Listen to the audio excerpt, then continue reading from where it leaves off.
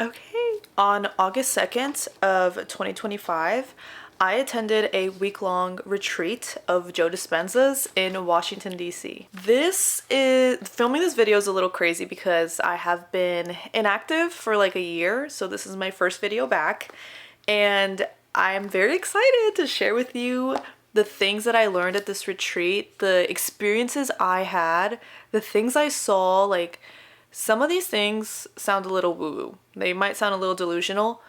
I don't know. I don't know what to tell you. They're just what I experienced. This retreat truly changed my life, and I want to share my experience with you. I wrote down the majority of it for the most part in my journal. So I'm going to be reading some of my diary entries, and I'm going to be very vulnerable. I'm going to share with you the things I've seen or the things I saw during some of my meditations. I debated against doing this just because I wanted to keep that to myself, but at the same time, I want to be as transparent as I can and just show you how vivid and like specific some of the things I saw were. So, with that being said, let's jump into it. So I attended the retreat from, I believe it was August 2nd to the 9th, or August 3rd to the 9th. I don't remember. I think it was the 2nd. But it was in Washington, D.C. This was my first solo trip that I've ever taken in my life. It was surreal. It was crazy. It was very eye-opening, and it was very immersive and something that I will remember for the rest of my life, no doubt. I pushed myself in many ways that I did not think were possible. I met new sides of myself. I got to, I could feel myself kind of like reverting back to how I used to be in some moments, and I really had to take myself out of my comfort zone.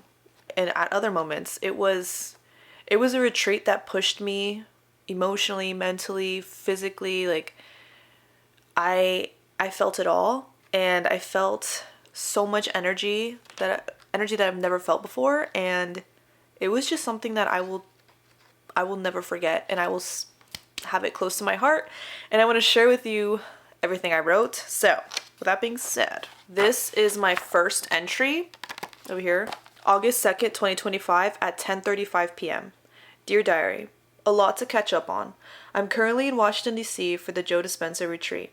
Prior to this, I was in Orlando for 2 weeks. We went to all of the Disney parks and Universal and the new Epic Universe park. I've been in the Matrix these past couple of weeks, not feeling like myself and feeling irritated and unlike myself. So really, my intention for this retreat is to come back home to myself. Show up as my highest self. Enter a new stage/era in my life. These are my intentions for this. Leave completely transformed XOE. Just a little context. Before I went to this retreat, I remember at this point in my life, I was feeling very unmotivated. I was feeling very lost. I was feeling very like Debbie Downer. Like, I was feeling hopeless, but not in like a very, very depressing way, but almost like what am I gonna do with my life? Like, what am I gonna do with my career? Like, all the dreams and my goals that I used to see so vividly, they left. And I just felt very lost at this point in my life, and I felt like nothing excited me anymore. I was kind of like very numb, very on autopilot, and I knew that something had to change. So now sometimes it's funny because I'll refer to my life as before and after the retreat, because this retreat really woke me up to the power of meditation, first of all, the power of neuroscience, the beauty of neuroscience, spirituality, and just like meeting people from different backgrounds and understanding everyone's story and getting different perspectives on life that I didn't previously have. So, but let me share that. We'll get into that later. Next entry, I'll probably just post a picture. Next entry is August 3rd, 2025, 9:52 p.m. Dear Diary, Day 2 of the Joe Dispenza Retreat. Our day started at 6 a.m. Yes, I'm going to bed soon. We did 3 meditations today. I really pushed myself by staying in the meditation even though I really wanted to open my eyes and more. He works a lot with Kundalini. Seeing the way people immerse themselves in this meditation was very intimidating, a bit scary too. They look like they're having seizures. A part of me still wants to give it a go. I sat beside the sweet Indian lady. I also made friends with an elder Argentinian woman. She's 80 and came by herself. She's remarkable, so inspiring. Tomorrow we're getting dinner. I've been feeling homesick. I know it's silly given that I'm going home in less than a week. I miss my family. Being homesick is a feeling I know all too well.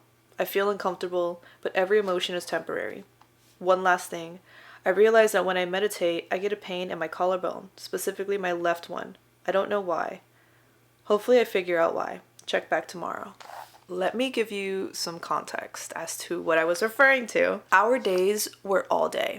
So the way the retreat was set up is we started our day around 6 a.m. and we ended our day around 7. So it was almost like 12 hours full of learning, meditating, talking, and eating. We were given, I believe it was 2 meals a day and then 2 other breaks with snacks and tea and coffee included. We did around 3 meditations a day. I don't remember if the first day we did a meditation or if it was just like a check-in, but I do remember that first meditation we ever did, I really, really struggled with it. Each meditation lasted about like an hour, close to an hour. I remember there was one that was around 20 minutes. But so he would guide us through with a meditation, and then at the end we would lay down and we'd kind of just like lay there and like absorb everything that we might have experienced and just reflect. Or, just like let your body kind of like catch up with the physical. I remember this first meditation really challenged me because prior to this retreat, I had not been meditating as much as I probably should have. So the first couple of meditations, it really took me a while to settle in and connect and get out of my head and be in my body and connect to the quantum field and all these things. So I really struggled the first day, 3 meditations. But the first meditation specifically, I remember I was just having like back pain. It was uncomfortable to sit up for that long. It was uncomfortable to meditate for that long. If I did meditate before the retreat, I was meditating for like 10 minutes a day, and these meditations were close to an hour. So physically, I was really pushing myself. And I was really pushing myself to not open my eyes and to, push through. And I remember at one point during the retreat, he told us that if you push through the hardest thing, then everything else is easy because you already did the hardest thing. So for me, the hardest thing was that first meditation, to not open my eyes, to not move, to stay statuesque and to just stay still. And then I knew that the other meditations that we would do would be a little easier on me because I pushed through the first one, and I showed myself like, you can do it. It's uncomfortable for a moment. It's uncomfortable because it's new. So that's really what it felt like. And the part that I say that it looks like people are having seizures, he teaches us something that he calls the breath. I feel like it's almost like Kundalini. I could be wrong, but that's what it reminded me of. He would call this the breath. But the breath consisted of moving your cerebral fluid from the base of your spine all the way up to your pineal gland. I wish I could give you every detail and like explain this to you perfectly, but it's so complex to me that I'm still learning about it even after this retreat, and we learned about it for like a week straight. But there's just so much that goes into it. Basically what you're supposed to do is you're supposed to take a breath, take a deep inhale and hold it and contract your muscles starting from the base of your spine all the way up. So it's almost like a zipper. It's like going up through your body. Once you reach this area, you're supposed to tilt your head back because that allows for the cerebral fluid to shoot up to hit your pineal gland. At first he's like explaining what to do. And as much as I'm like trying to do it and I'm trying to like get there, nothing would have helped without the visual representations. So watching people on that stage demonstrate what it's like to do this, it was a little crazy and it was a little weird, and I was a little like, oh, like what the fuck? Like, I've never seen something like this before, and I'm not gonna lie, I started to doubt a little bit, and that's where I started to be a little skeptic. But the whole point of the breath is to have the cerebral fluid hit your pineal gland, and once your pineal gland is activated, it's almost like a radio transmission, and you can connect easier to the quantum field. So that's why we were doing it in the majority of our meditations. But again, seeing it, like, I still, you have to get comfortable and you have to go all in. Like, he would constantly repeat to go all in, to push yourself, to, you know, get out of your comfort zone. And watching those people do that, you really have to go all in and just let loose and just let yourself, like, experience that. What you're supposed to feel is like pure ecstasy and like a state of euphoria. He says it's like an orgasm in your brain. Like, you're supposed to feel all tingly on the inside, and you just feel like energy, you know, you feel like something was activated, something was turned on. I'm also explaining this all from memory, so what I'm saying could be wrong. I'm sorry. But this is just what I remember about the pineal gland. I wish I could tell you every little detail, but all I know for sure is that it's located in the center of your brain, and it's crucial to activate this little tiny thing in the center of your brain that's like the size of a rice grain in order to connect to the quantum field and call in your manifestations and the things you want to attract. At the retreat, we were given different color groups, or a different color, and then we would have our color group. So I did make friends with this Indian lady, as I mentioned. I'm not going to say her name for obvious reasons, but she was a first connection I had, and I did have a little comfort in that, because as much as I like to be alone, as humans, we need social interactions and we need social connections. So having someone else there that I could talk to comfortably and connect with and, you know, just get to know, it was really nice. And the one regret I do have is not putting myself out there more and making more connections. I felt uncomfortable. I felt out of place. I was out of my comfort zone, but I did the best that I could at the moment. And I did make 2 friends. I also made another friend that was an 80-year-old Argentinian lady who traveled from Argentina by herself to this retreat.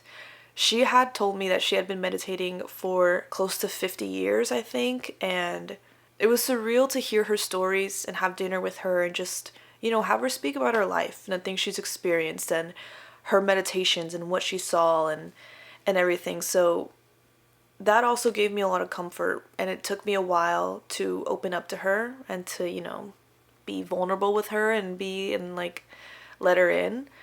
But I'm glad I did. That was also another point of me pushing myself out of my comfort zone.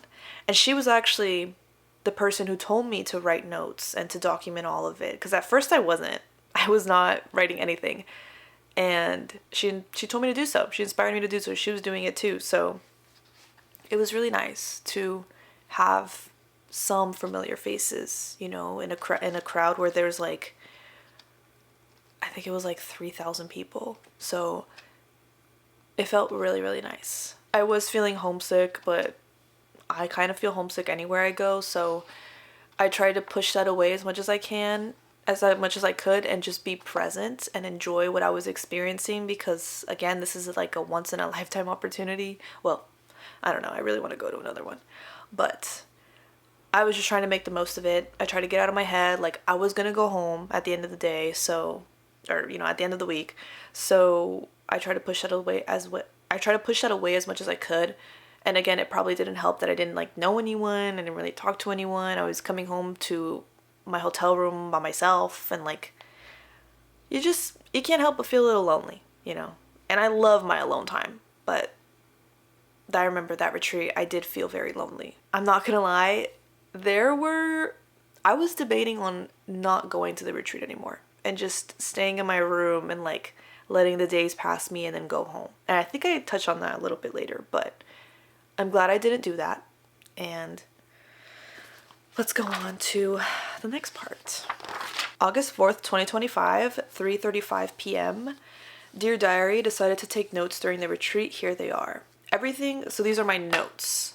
Again, I'm probably going to upload a picture so you can see. Everything is frequency. Every thought is vibrating at a certain frequency. The quantum is all frequencies. Reality is a hologram of your personal reality. Change occurs in the quantum. The field controls the particle. Frequency looks like patterns. We grow resilience when paired with other human. I want to connect to the field to experience being with my true love. Okay. Okay. Here is where I get a little vulnerable. For a long time, I denied wanting to be in a relationship and wanting to be with someone, and I tried to escape it, you know, like, oh, I don't need a man, this and that, this and that, this and that, whatever. And while I think it's true, I don't need a partner to feel fulfillment in my life and to experience love and all these things. But I also do want to experience the love that I dream of and experience a connection with someone like that and just be in love with someone else romantically again. Like, I want to experience that again. I want to one day have a family, you know, like these are all natural things. Like, I'm just a girl, okay? I'm just a lover girl. So I remember at the retreat, he had us write down what our intention was for the retreat and what we really wanted to connect to the field to experience, like I wrote down. So that was my intention for the retreat, and I really had to be honest with myself and admit that I want a relationship, I want partnership, I want to meet someone and fall in love and then grow old with them. I want that, and it's okay to want that. I need to admit to myself that I want that. This was where I really did so, and once I did so, a lot of things changed. Okay, let's go on to the next part. Same day, August 4th, 2025, 9:55 p.m. Dear Diary, wow, what a day. It felt like 3 days in one. So many emotions were felt. In the morning, I was in a bad mood. Then I felt very skeptical. I felt very disencouraged. I began to doubt Joe Dispenza and why I was there. Then I had a profound meditation. We were supposed to see a healing light, and I felt my heart tickle. Then we had to see a miracle light. I saw a white light engulf me and take shape as a silhouette, with eyes, and quickly realized it was the universe. I was crying and was told what I needed to hear. I'm worthy. Then for the final meditation, we were told to select an experience we wanted to bring to the quantum to create into reality. This time, I admit that I do want a relationship and be in love with my soulmate. So that's what I asked for, and I saw us. I saw glimpses of our relationship. I saw our marriage, us together, our fights, us at Disney World with our child on my husband's shoulders, watching the fireworks. And I got a message that the love I want is out there. I will get it. I felt it connected to my heart. The skepticism is gone. It's real. I remember this day. I remember I woke up, like I said, I woke up in a bad mood, and I was very skeptical. And although I had met the Indian lady and the Argentinian lady the day before, I was still very guarded. I'm working on healing my guardedness, but I remember that I was very, very guarded with them at first. As messed up as it sounds, I almost had a mindset of like, I'm not here to make friends. And I wish I didn't have that mindset, but I did at the time. So that's why when I said it took me a while to let them in, it did take me a while to let them in. But I'm so glad that I did, because they taught me a lot of different things. So in the beginning, in the morning, I remember I was very skeptic, and I was just kind of like going through the motions. I remember I would hear people talk about their experiences or the things they saw during their meditations, and I had yet to experience something or feel something like other people had said they have. And whenever we would break out to go eat lunch or breakfast, we would have to sit in a circular table with like 10 other people at our table. And, you know, obviously everyone there is super friendly, super nice, and we would all just start like conversating. Again, I was very guarded, so I was not really engaged in a lot of conversations. I would literally get my food, sit down, eat, leave. Like, I was very much like, I'm not here to make friends. I'm just here to learn. I remember one time whenever we were eating, I had heard a lady tell me, or truth be told, I was eavesdropping. So I heard her tell someone else, she was like, I think that the intention that you set before you meditate is more important than like the meditation itself, blah blah blah blah. And then I heard her say, before I meditated, I told myself that I'm gonna go all in, I'm gonna go all in. And then I saw, and then she like explained everything that she saw. And I remember she explained it with so much passion and so much like amusement. And I was like, damn, I want to experience that. So after I eavesdropped this whole conversation, the next meditation was where I sat down and I was like, okay, you're here, you're at this retreat, like, go all in, like, you're here, your parents paid for it, enjoy it, you know, my parents really wanted me to come to this, so do it. If you stay in the room, or if you don't get as involved and put yourself out there as you need to, you're just hurting yourself at the end of the day. You know, everyone's having their experiences, and I want to have experiences too. So I remember before the meditation started, I told myself, I'm going to go all in. I'm going to let go. I'm going to stop thinking, stop trying to control, and just experience. Like, just see what needs to be seen. And the meditation I'm talking about in this diary entry, we were told to see 3 different lights. I remember the first one was the healing light, and then it was a miracle light, and then the final one I do not remember. And I think it was because I didn't have a connection with it like I did with the first 2 lights. So in the beginning, we're sitting, we're meditating.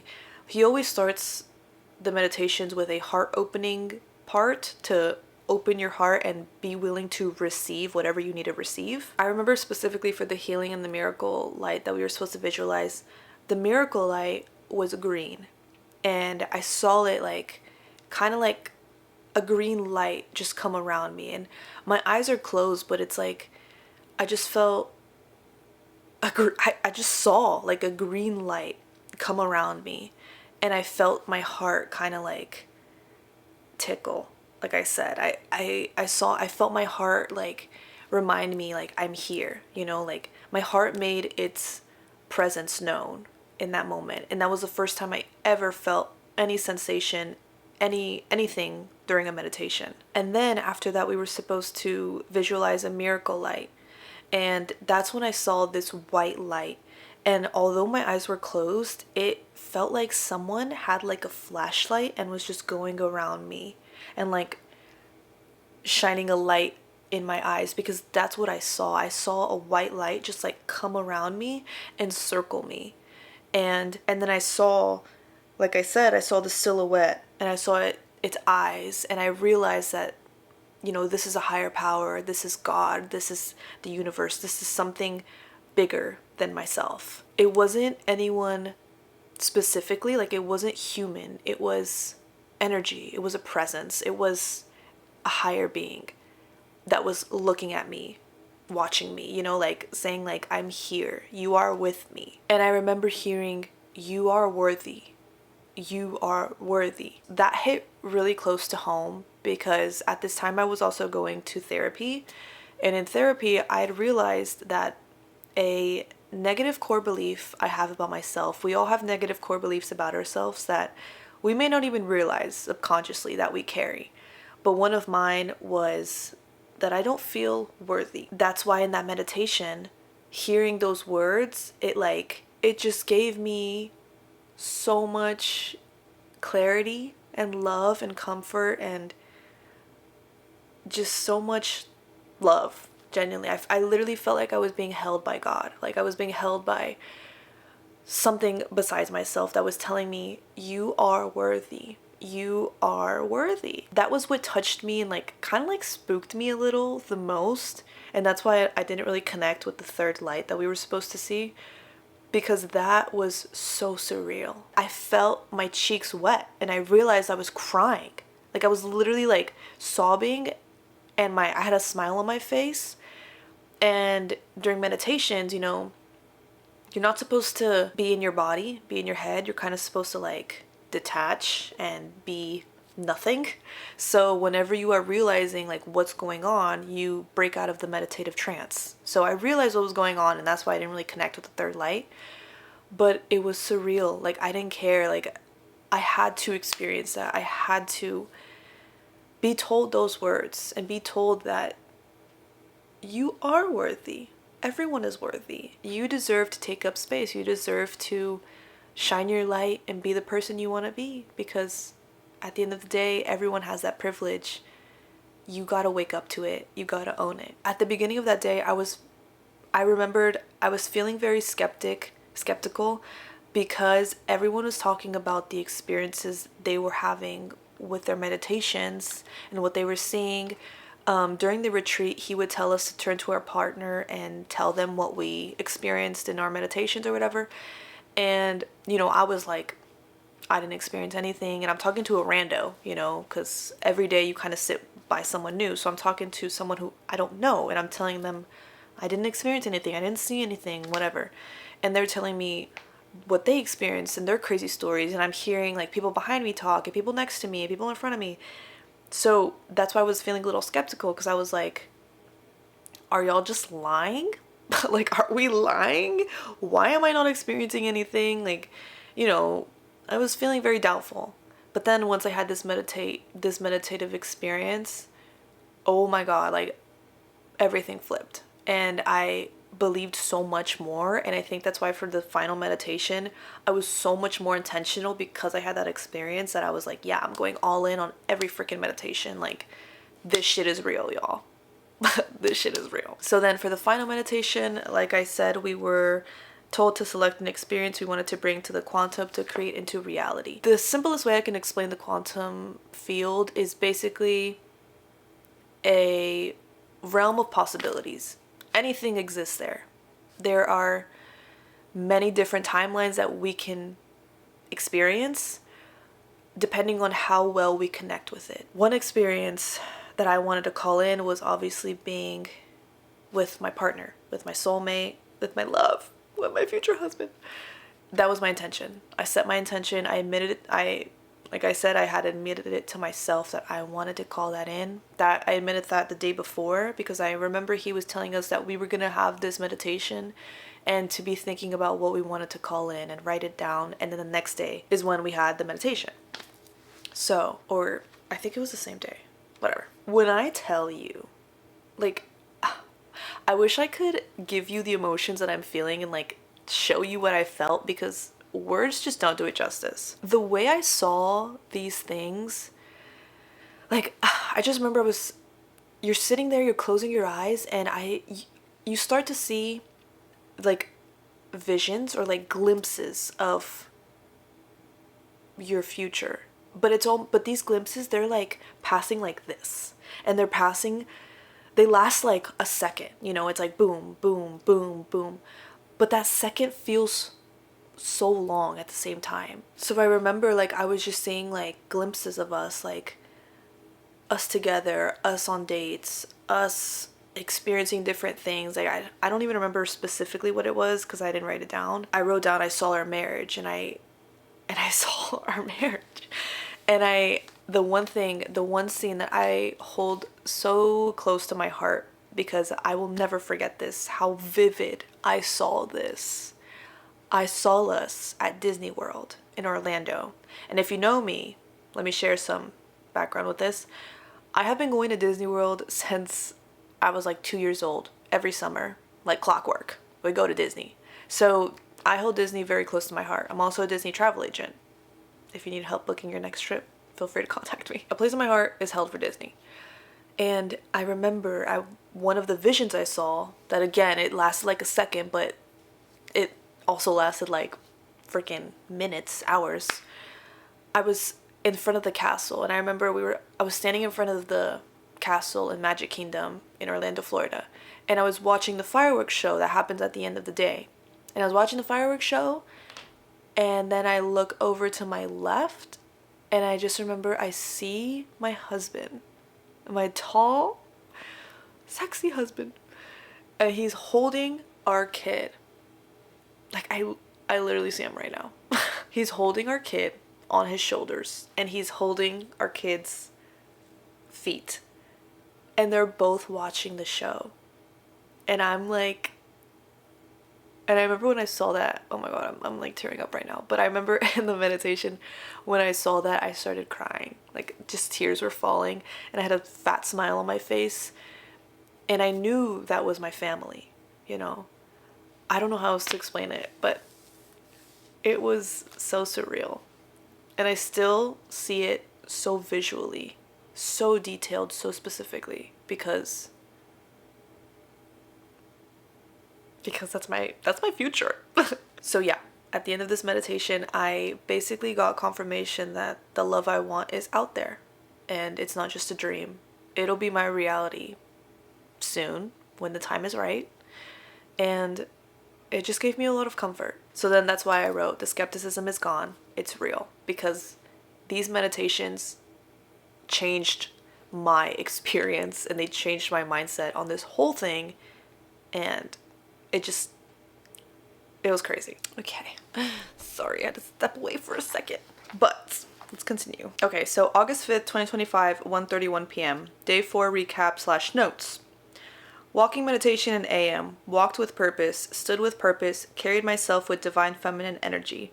Towards the end, when it was time to open my eyes, I saw small tiny beams of light flying in every direction. It was energy. Meditation 2. Channeled energy to once again attract my soulmate. Felt pulses of energy leave my heart. Felt my eyes move, twitch, and dance involuntarily as I let go. Saw shadows of him. Theo/Theodore came to me. Also the state of Florida. Not sure what any of it is/means. Towards the end, felt myself align all my energy centers and alleviate the pain I felt in my body. Meditating is getting easier. Also got this weird desire to cough very badly, and suddenly as I let a cough out, my head moved in a leftward direction. Still felt this sensation intensely.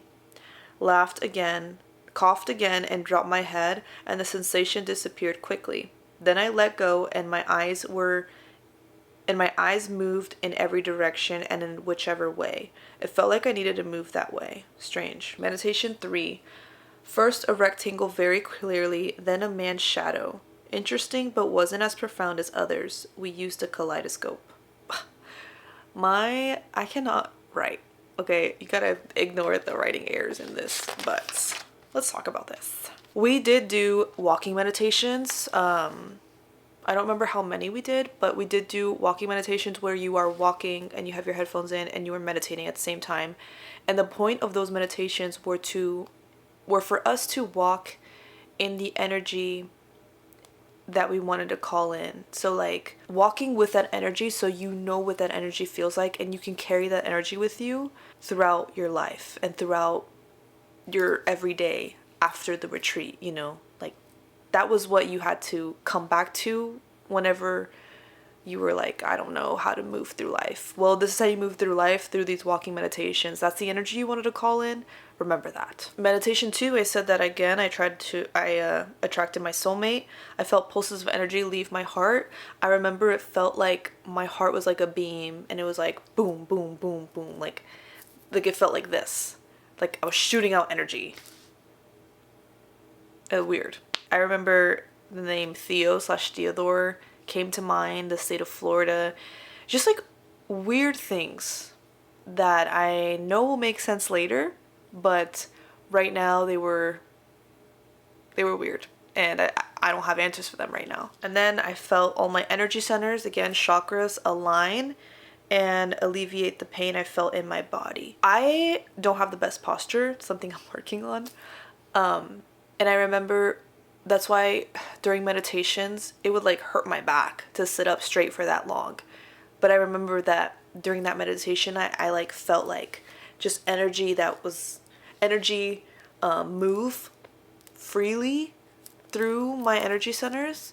And I felt my back kind of like something shifted, and I no longer had back pain whenever I would meditate. So that was crazy to feel. Meditating started to get easier, and then the whole like coughing thing was weird. And my eyes, whenever I really let myself go and I was like immersed in the meditation and I just like let go of my body and anything that my body, like I would just kind of let my body do whatever it wanted to do. My eyes were closed, but they were going like this. Like my eyes were like shaking, which was really weird to experience. And then, as I said, I saw that figure.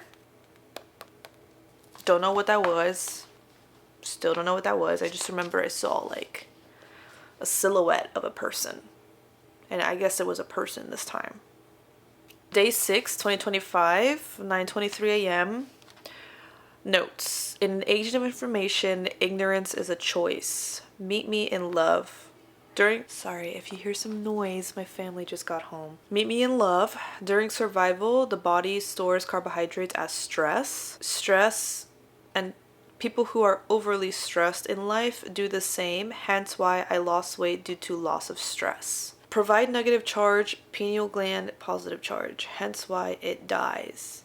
No pineal gland means no great production of serotonin slash melatonin slash DMT. Doing the breath activates the cilia in the pineal gland, which creates a positive and negative charge, which results in magnets, which creates an electromagnetic field vibrating at a frequency that connects to other similar slash alike frequencies. Negative charge at root of body and positive charge at other end with brain creates electromagnetic field around body, which is a magnet. Third ventricle is the space between the two parts of the brain, and that is where the pineal gland is located. No charge because body is 95% charged and mind is 5%. Working with meditation takes charge from body and balances the energy. We live here in this reality because it's the only frequency we can see. Doesn't mean other frequencies don't exist. Think microwave slash radio. I love that analogy. Pineal gland, third eye, because it can see beyond what we physically can't. Closer to wholeness means atoms vibrate at a frequency closer to God. Meditation number 1, walking meditation. Felt like an angel with angel wings out my back and my hands open. Meditation 2, kept seeing a black rectangle. Was okay, not as profound, but good practice. Frequency faster than the speed of light is what we cannot see. Meditation 3, wow, what a day. This meditation was a coherent heart meditation. We tapped into the energy of our heart, then rubbed our hands together, felt the energy in between our palms as we moved our hands apart, felt the energy from our heart, feel the energy between our palms, and turn our hands towards the person on the floor who was receiving the healing. I felt my heart connect fastest with the person next to me. He was a doctor. Since he's a doctor, he must believe and connect more than others due to the data, and that's probably why I felt him the most. His intention was so strong. I felt a white thin light shine between my heart and connect to his like a string. I felt the energy pour from my heart to everyone else not as strong and then merge in the center. I felt like a superhero or Jedi pushing energy or the force out of my hands. My hands/arms began to shake and I was crying intensely, trying to give this lady all of the energy in me. After we were supposed to put our hands over our heart and feel our heart energy come back to us. At first it was quiet and still, then I felt a knock/pulse and a smile came on my face. Incredible, very incredible. To end the day, I had a heartfelt conversation with blank, with the two ladies I had previously met. I'm gonna block out their names. We just had dinner. She's incredible with all of her stories as well. She's such an inspiration. There is much we still don't know. I'm very excited to find out. What an experience this has been. Okay, so throughout the retreat, we learned a lot of Joe Dispenza's teachings, and they're teachings that he has, written his books about and just spends his whole life talking about. He also works with a group of scientists and doctors at the University of San Diego in California. So he had his team of doctors present their data to us, share with us what they're learning about meditation and the effects it has on our bodies, our organisms, on people, on our hearts, on our brain, on our gut lining. Like, it was a lot of information, and every piece of evidence that he would present to us was backed by data. That's why the days were so long, because we were hearing from him, but also multiple people and our breaks and our meditations and everything. So that's also why the skepticism could not exist, because I was constantly being presented with data and evidence, and his scientific backings that he found, and the scientific journals that he wrote and they published, and all of these different things, that there was just, you cannot deny the effects of meditation, the importance of meditation, and what comes from meditation and how it can change your life. And of course we would hear testimonials from people and things like that. So it was surreal to get all this data and to learn all of these different things and different experiences, and he shares his experiences, and it's just incredible, truly. I had another walking meditation, and I remember that meditation, I was walking and my hands were faced open, like down on my side but faced open, and I felt like I had these big beautiful white angel wings like coming out of my back, and they were very tall, very ethereal, and I felt like an angel walking the earth. Like, that's the energy I had. I just felt so light and attractive and magnetic and ethereal and celestial. Like, I felt very good. And then meditation number 3, the one I was talking about with the person I connect to next to me, this was a coherent meditation, a coherent healing meditation, where we're a group of 6 people, 3 and 3, and there's someone on the floor that's laying down. We would basically all connect our energies and send them as much healing energy as we could. Again, I was starting to feel a little like, what the heck is this? I've never done this before. But this experience was so profound and so surreal that I don't know what I did, to be honest. I don't fully understand it, but I know I did something. I know I did something. I remember I was sitting there and I connected with the man that was sitting to my left. I felt his energy, and it felt like we were connected. Like, I don't know why him. I later found out that he was a doctor. So maybe, I like to think that maybe because he's a doctor and he sees the evidence and he understands the data more than, I do, he connects with it and believes in it so much stronger than I do. So I just felt his belief so strong and I connected to it, But I remember we were so connected. We had to face our palms towards the person on the floor and, send them as much energy as we could to come out. That came out from, it's almost like Reiki. Something like that. Something like Reiki. But I remember I was closing my eyes and I was just facing the energy towards them, and I was I felt like, see, this is where we can sound a little crazy, but I just felt energy coming out of me and being poured into the person on the floor. And that's why I say I felt like a Jedi. I felt like I was pushing the force out of me and giving them life force, giving them life energy, healing energy. And I felt it so intensely that I was crying, sobbing my eyes out. I remember I felt so drained and depleted, and that was our last meditation of the day. I got home and I just wanted to go to sleep. I was so tired, and I got goosebumps talking about it. That day was another day that was just so surreal and so transformative. Never experienced something like that before. I'm so glad I did. And yeah, August 7th, 2025, 11:19 a.m. Meditation 1, pineal gland meditation. Just completed a 5-hour meditation. I meditated for 5 hours. I still cannot believe this to this day. Just completed a 5-hour meditation. Felt like an hour. Started out by getting to feel your heart and pineal gland, then started the breath. I had a moment where I felt the breath more than other times this time. After that, we focused on the pineal gland and connecting to the mystical field. I felt my eyes twitch and then squeeze shut and saw patterns for a second, but got scared and resisted. Again, you can't resist. You can't be present. You can't be aware of what's going on. You just have to let something go on. After we lay down and don't remember the sensations or anything significant occurring. After we sat up again and were told that we were going to look into the kaleidoscope, and we saw 3 different chemicals. The first one was long, I don't remember. Oh my god, I don't remember.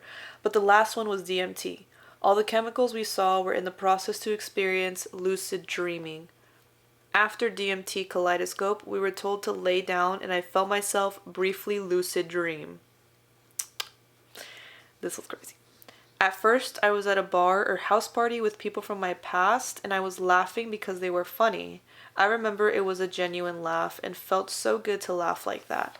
Then I realized I was laughing out loud and began to question if I was, and I heard myself.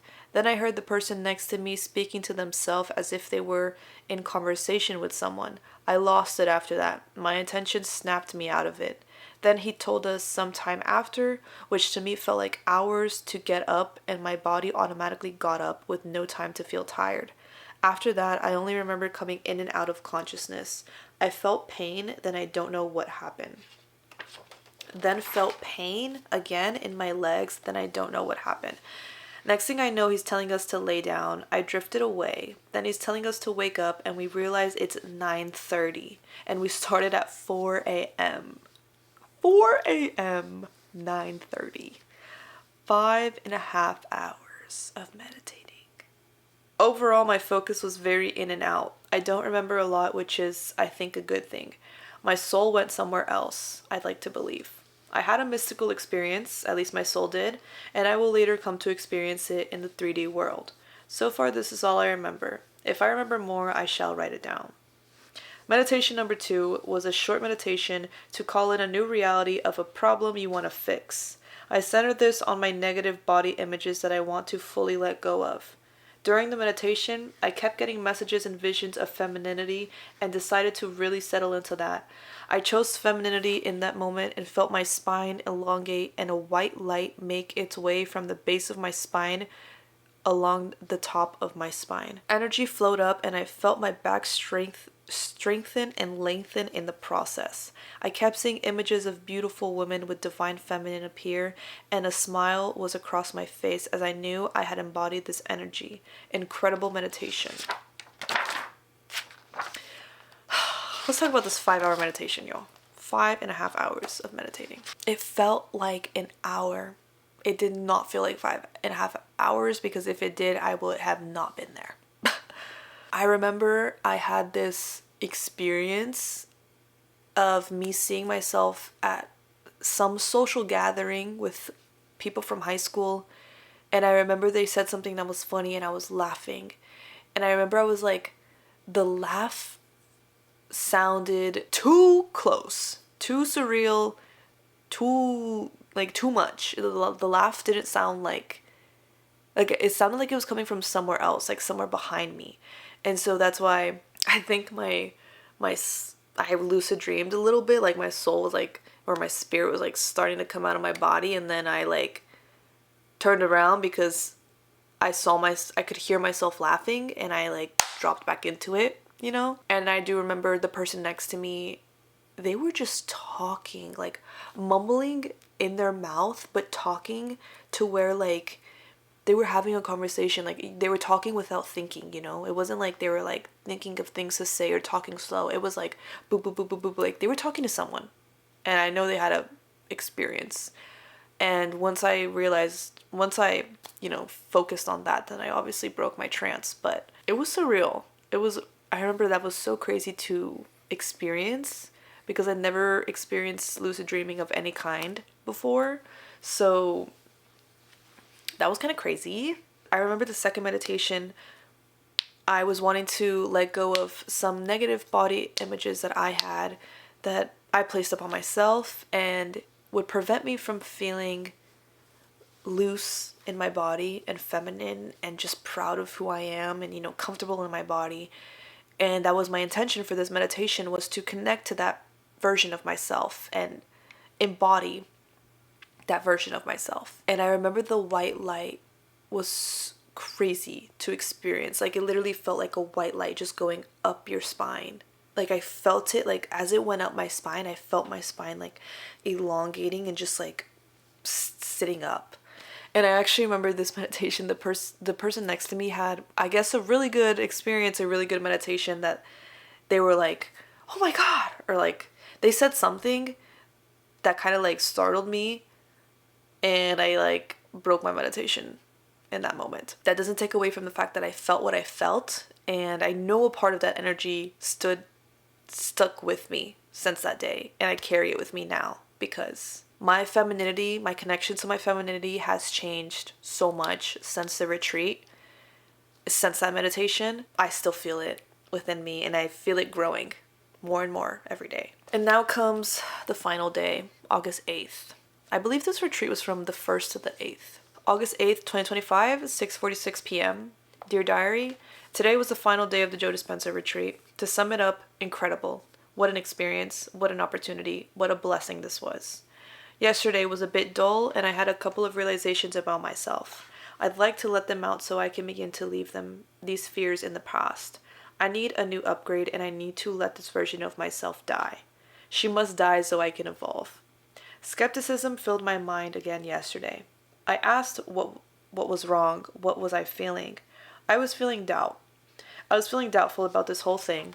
I began to even question if what I even saw was real. Did I actually see those things? But why would I make that up? You see, that's the problem. I've been living with so much doubt these past few months. Fear as well. So as a defense mechanism, I stick with what's familiar and the 3D. But greatness comes from looking outside the box and believing, whether that be in God, the universe, source, whatever you want to call it. I have been constantly doubting myself, constantly wanting to make the perfect choice, constantly discrediting myself and the ability of the human mind. And since I didn't immediately see results, doubt came in and covered my belief. Doubt came in and lowered my belief. Jesus Christ, my handwriting, I am so sorry. These unrealistic standards of producing results immediately are not fair. Life just begun again. Once I master the art of meditation, this may occur, but for now, I must be patient. I must trust my belief. I must trust in myself and my intentions. I'm letting go of this doubtful mentality. I'm letting go of this version of myself. She must die in order for me to make space for my higher self. I release you, doubtful mind. You do not serve me. XOE.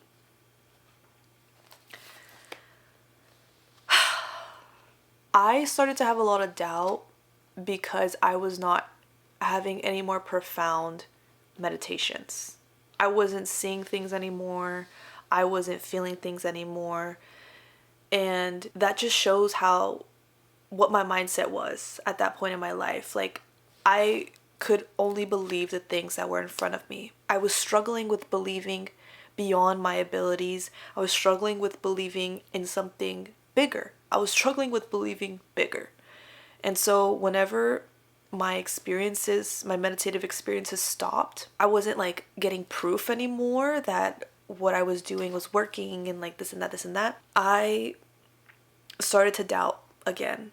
And I realized that when we don't get the results we want in life with the things that we're doing, we doubt and we discredit ourselves for everything that we had been doing up to that point because the results haven't matched us yet or haven't met us yet. That does not mean that what we are doing is worthless and not worthwhile.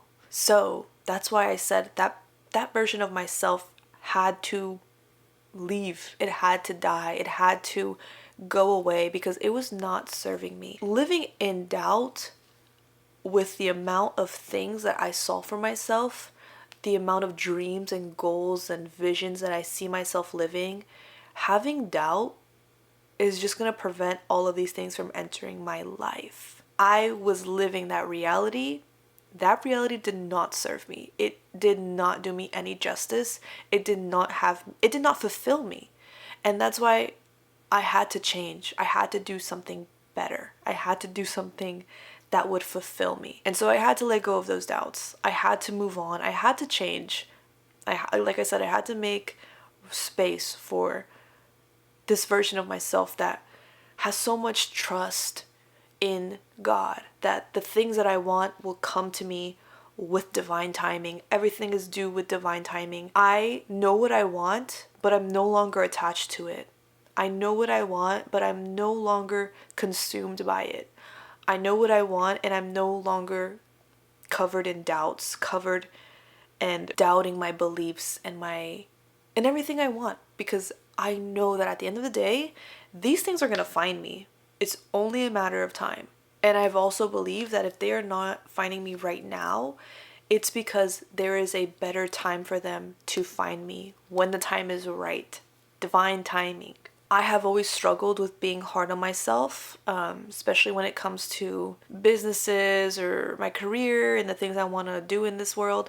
I've always been tough on myself because I don't produce immediate results. That's unrealistic and that doesn't get me anywhere. So I had to let go of those unrealistic standards, those doubts, those things that are trying to tear me down because I have lived in the down. I have lived with those things and I hated it. So I know that's not for me. I know that I'm meant for more because I have tried to live with less and I hated it. I lost myself. So this retreat not only opened my eyes to so many different possibilities, so many different opportunities, and so much clarity that I needed, but it also made me realize a lot of things about myself, the way I'd been living, the things I was holding on to, what was not serving me. It was life-changing. It was life-changing, and it reminded me again the power of our mind and the power of our mentality and our mindset, and how that depicts how we're going to show up in this world and the things that we're going to get, and the drive behind what we're doing, why we're doing what we're doing. Tongue twister. I remember, because I obviously experienced this at the Joe Dispenza Retreat, I am in the process of writing a book. My book is called The Art of Authenticity, and it's a book that I have been trying to write for a couple years now. During a meditation, I had a vision where I saw myself holding a book. And like I said, I have been trying to write this book for the past couple of years, but I remember I vividly saw myself in the dining room of my house with a box in front of me that had multiple copies of my book, and I was holding my book, and it was almost, I had this vision from like my eyes, like first person point of view. And I turned and I saw my mom coming into the room, and she was like, "Oh my gosh, is that your book?" Blah, blah, blah. After the retreat, I ended up staying at the hotel for like a day or two later, and I wrote half of my book in one day. Like, the book that has taken me years to write, I wrote half of it in one day because I saw this vision of like, this is going to happen. My book is called The Art of Authenticity. It's going to be published soon. It was like a boost that I needed to do a wake-up call. It was a wake-up call that I needed. Overall, this retreat changed my life for the better. My life, like I said, it's before and after the retreat. And it's an experience that I would genuinely want everyone to experience. If you're interested in it, do it. This is your sign to do it. It's just get the results, have the experience for yourself, and then let me know what you experience, because it's just surreal. But that concludes this video. I hope you got insight into my experience and what I saw, what I went through. You know, I hope it can like just spark your curiosity a little bit to learn about Joe Dispenza, to learn about meditation, to meditate. It's changed my life. It's the way that I regulate my nervous system now. So life-changing, truly. All of my links are going to be down below in the description box. I appreciate you. Thank you so much for watching this video. I love you, and I will see you in the next one.